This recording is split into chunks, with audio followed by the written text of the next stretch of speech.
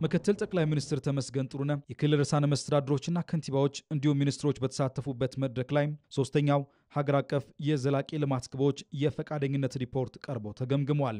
ኢትዮጵያም የተባበሩት መንግስታት ድርጅት በ2030 ለማሳካት ያስቀመጣቸውን 17ቱን የዘላቂ ልማት ግቦች ለማሳካት በከፍተኛ ቁርጠኝነት እየሰራች መሆኗን በሪፖርቱ ተመላክቷል። የመድረኩ ተሳታፊ ከፍተኛ አመራሮች በሰጡት አስተያየት የዘላቂ ልማት ግቦችን በሁሉም የልማት መስኮች በማካተት መርታዊ ውጤት እየተመዘገበ መሆኑን ጠቅሰዋል።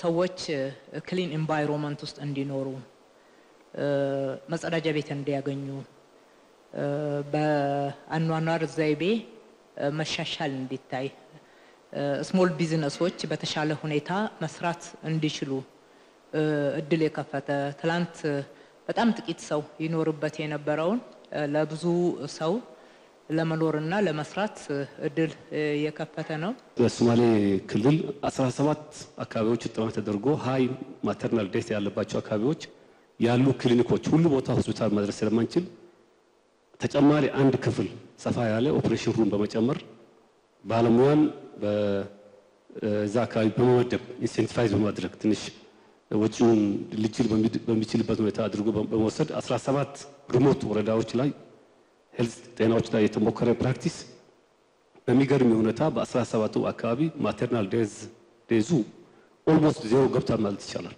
በውይይቱ የተሳተፉ ሚኒስትሮችም የዘላቂ ልማት ግቦችን ኢትዮጵያን የአፍሪካ የብልጽግና ተምሳሌት ለማድረግ ከተቀመጡ ሀገራዊ ግቦች ጋር በማጣመር እየተተገበሩ ነው ብለዋል። የሰስተናብል ዲቨሎፕመንት ጎል ኬፒአይዎቹ እንደ ሀገር ብልጽግናን ለማድረግ እየሰራናቸው ካሉ ሆሊስቲክ ስራዎች ጋር ፉሊ አላይን የሚያደርጉ ናቸው።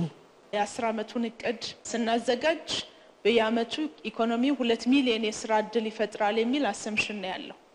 ኢን አክቹዋል ተርምስ አሁን ያለው ዳብል ያረገ ፐርፎርማንስ ነው ያለው።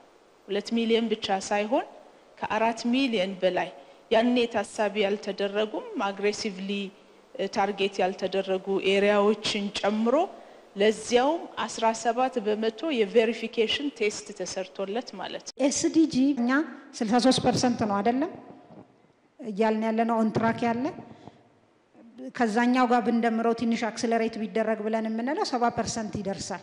በዓለም አቀፍ ደረጃ ኦን ትራክ ያለው 17% ነው። ከዛ ውጭ ያለው በሙሉ ኦፍ ትራክ ነው። ኢትዮጵያ ከበጀቲንጓ ጀምሮ ፕሮፑር ነው እንዳያችሁት። ለምሳሌ አዲስ አበባ ከተማም ሲያነሳ ካፒታል ነው 70% የበጀት አሎኬሽናችን። በየክልሉ ያለ በጣም የሚገርሙ ኢኒሼቲቮች አሉ። እነዛ ኢኒሼቲቮች አገራዊ ኢኒሼቲቮች ያመጧቸው ውጤቶች ይሄን ኤክሰለንት የሆነ የዴቨሎፕመንት ፍሬምወርክ በተሻለ ሁኔታ አቺቭ እንድታረግ ኢትዮጵያ ረድቷታል ማለት ነው።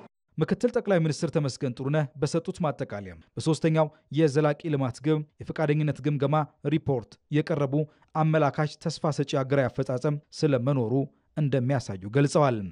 ኤስዲጂ ጎሎች ደግሞ የሚለኩ የሚጨበጡ ናቸው።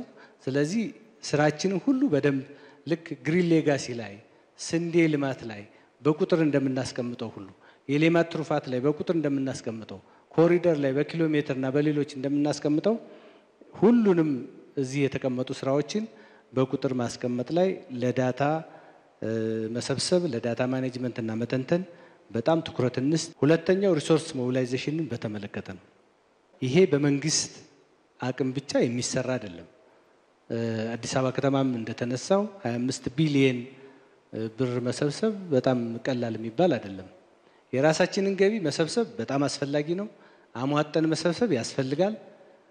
ነገር ግን የራሳችን ገቢ ብቻ የመንግስት ገቢ ብቻ ሳይሆን የግል ሴክተሩን ማንቀሳቀስ ማህበረሰቡን ማንቀሳቀስ በገንዘብ ብቻ ላይሆን ይችላል፣ በጉልበቱ በሐሳቡ ምሁራንን ማንቀሳቀስ ያስፈልጋል። የሪፖርት ዝግጅቱ በርካታ ተቋማትንና የሚመለከታቸው አካላትን ያሳተፈ ስለመሆኑ በመድረኩ ላይ የተገለጸ ሲሆን የተገኙ ስኬቶችን በማስቀጠልና ያጋጠሙ ተግዳሮቶችን በመለየት ሊጠናቀቅ 5 ዓመት የቀረውን ዘላቂ የልማት ግቦች ለማሳካት የሁሉንም ልዩ ትኩረትና የቅንጅት ስራ እንደሚጠይቅ ተገልጿል።